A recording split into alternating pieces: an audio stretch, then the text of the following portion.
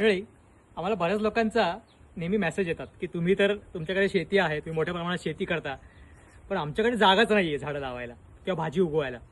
तर हे एक छोटंसं सॅलेड टॉवर तुम्ही इथे बघू शकता.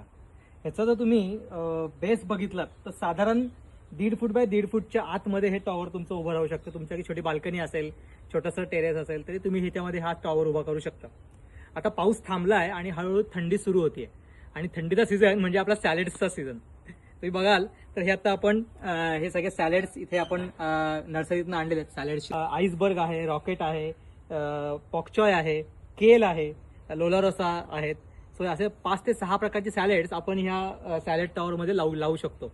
त्याचबरोबर इथे खाली आता आम्ही पुन्हा काही वेलवर्गीय लावणार आहोत ह्या टायरमध्ये.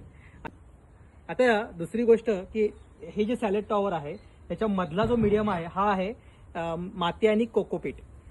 जसं आपण कुंड्यांमध्ये माती घट्ट झाल्यावरती ती रिफिल करतो किंवा कुंडी आपण काढून ती परत भरतो, तसं हे सहसा लवकर भरता येत नाही. म्हणजे हे खाली करणं सोपं नाहीये.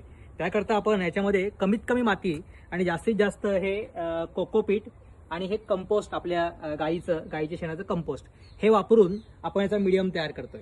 आणि ह्या मीडियामध्ये ही जे सॅलेड्स आहेत ते अतिशय सुंदर वाढतात. तर आता तुम्हीही आनंदमयासारखी शेती करू शकता आणि या शेतीचं मॉडेल बघायचं असेल तर आपल्या आनंदमयाला या हुरडा पार्टीच्या वेळी नक्की भेट द्या.